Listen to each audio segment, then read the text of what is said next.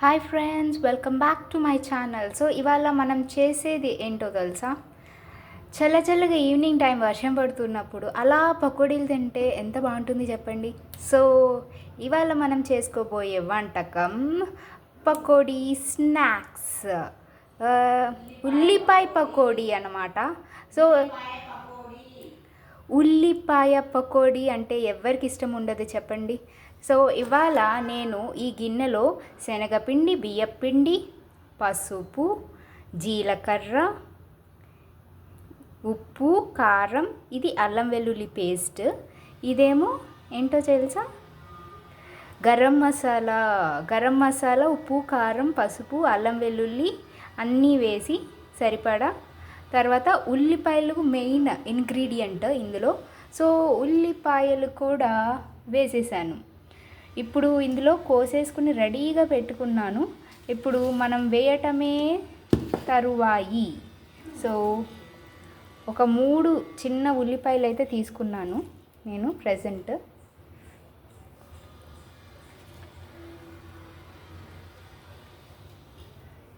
ఇప్పుడు మనకి నూనె కూడా వేడెక్కిపోయింది. సో ఈ ఉల్లిపాయలు వేసేసిన తర్వాత పిండిని మనం బాగా మంచిగా కలుపుకుంటే ఇంకా నూనె వేడెక్కుతుంది.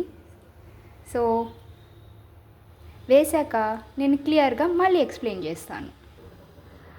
ఇలా అయితే మనం అన్ని ఇంగ్రీడియంట్స్ వేసేసుకున్నాం కదా. సో ఇట్లా మనం క్లియర్గా కలిపేసుకోవాలన్నమాట. కలిపేసుకుని నూనె వేడైందో లేదో మనం చెక్ చేసుకోవాలి. ఎలా చెక్ చేసుకోవచ్చు అంటే కొంచెం చిన్నగా మనం ఇట్లా వేస్తే చూసారా, ఇట్లా బొడగలు రావాలన్నమాట. ఇట్లా బొడగలు వస్తే అప్పుడు నూనె కాగిందని మనకు అర్థమవుతుంది. ఇంకా మనం చక్కగా వేసేసుకోవచ్చు.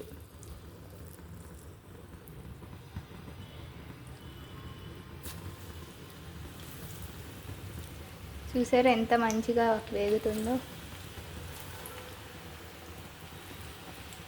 మరీ నూనె కాగకుండా సరిపడా కొంచెం పకోడీ ఆకారంలో ఇట్లా మనం వేసేసుకుంటే సరిపోతుంది.